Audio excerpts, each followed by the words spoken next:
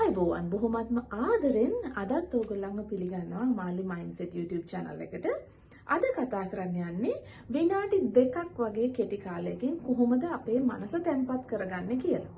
ඉතින් මම ගොඩක් උත්සාහ කරනවා මගේ channel එකේ ඔයගොල්ලන්ට මනස දියුණු කරගන්න වගේම ඔයගොල්ලන්ගේ ගතිගුණ හදාගන්නත් මොනවද කරන්න පුළුවන් ඔයගොල්ලන්ගේ ජීවිතේට අරමුණු හදාගන්න පුළුවන් ගමනක් යන්න අවශ්‍ය කරන හොඳ ගතිගුණ හදාගන්න පුළුවන් කොහොමද කියලා channel එකේ කතා කරන්න. මොකද මනස හදාගන්න කලින් බේසික් මූලික ගතිගුණ අපේ මිනිස්සු හැටියට හදාගන්නත් එපා. ඒක නිසා තමයි මේ දෙක සමබරව කතා කරනවා කියලා හිතුවේ. ඉතින් අද කියලා දෙන්න යන්නේ ගොඩාක් ක්‍රම තියෙනවා මනස තැම්පත් කරගන්න පුළුවන්. එකක් අද ඒක කියලා දෙන්න යනවා. ඊට කලින් මම කියන්නම් ඇයි අපිට මනස තැම්පත් කරගන්න අවශ්‍ය වෙන්නේ කියලා.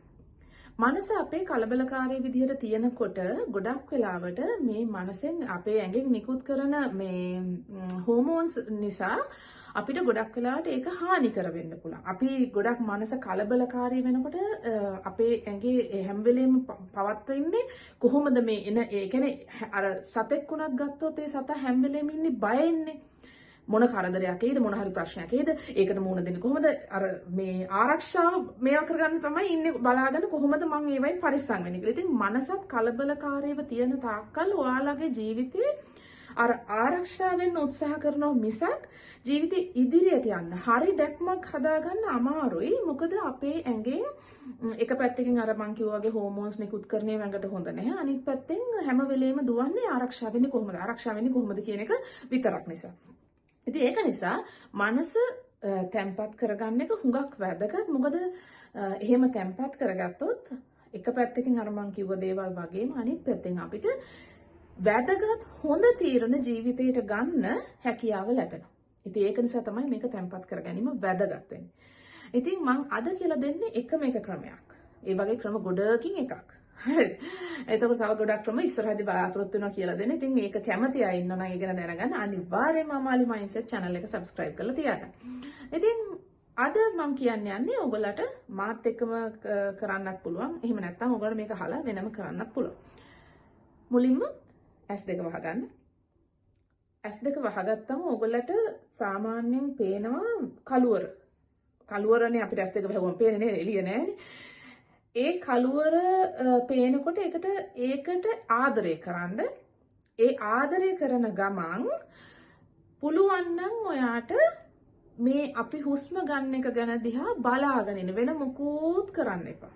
හුස්ම ගන්න එක දිහා බලාගෙන ඉන්න පුළුවන් නම් විනාඩියක් දෙකක් වගේ යනකොට ඔයගොල්ලන්ට පුළුවන් වෙනවා මේ මනස තැම්පත් තත්යකට. ඒ කියන්නේ ඇත්තටම කිව්වොත් මේක මනසේ තියෙනවනේ එක එක levels බීටා level එකේ ඉඳලා බීටා level එක තමයි කලබලකාරී මනසේ මේ තරංග ගමන් කරන level එක බීටා waves කියලා කියන්නේ ඒකට.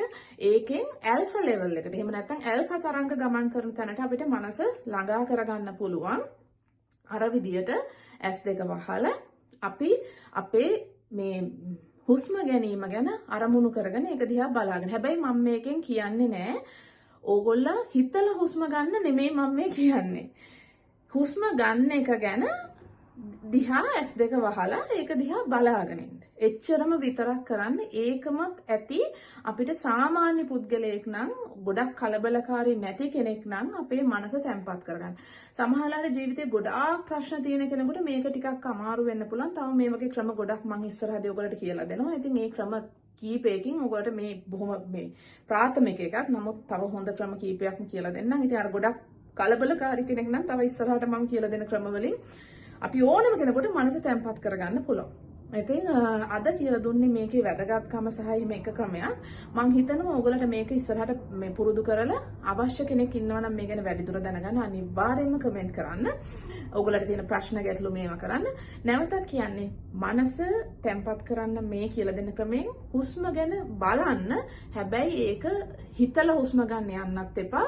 ඒක වැරදුනා එව මේව කියලා. දැන් අපි හිතමු අපි මේ හුස්ම ගන්න ගැන හිතන මේක දිහා බලන් ඉන්න ගමන් අපිට ආනේ උයන්න තියෙන මොනවද කියලා හිතනවා කියලා. උයන්න තියෙන මොනවද කියලා හිතලා මට සිතුවිල්ලක් ආවා. ඒක එච්චරයි. ඕකේ. ඊට පස්සේ නැවත අපි අර හුස්ම දැන් හුස්ම වැටුණා. හුස්ම උඩට ආවා. පල්ලෙහාට ගියා. එහෙම ඒක යන හැටි දිහා බලාගෙන ඉන්න එක තමයි කරන්නේ. අර වගේ සිතුවිලි ආවොත් ඒවා ආවා කියලා ඒක අමතක කරලා යන්න. ඒක නැතුව අයියෝ මම වෙන ඒවා හිතනවා එහෙම කියලා අර ඇඟට වද දෙන්න, හිතට වද දෙන්න එපා. සිතවිල්ල නිකන් මේ හුස්ම ගැනීම ගැන විතරක්ම හිතන්න. තත්පර කීපයක්, විනාඩි කීපයක් එහෙම හිතනකොට අනිවාර්යයෙන්ම මනස තැම්පත් වෙනවා. ඉතින් එහෙනම් තවත් ඒ වගේ වැදගත් කරුණු කාරණා අරගෙන ඊළඟ වීඩියෝ එකකින් ඔයගොල්ලෝ හම්බෙන්න එන්නම්. එහෙනම් අදට මං ගිහින් එන්නම්.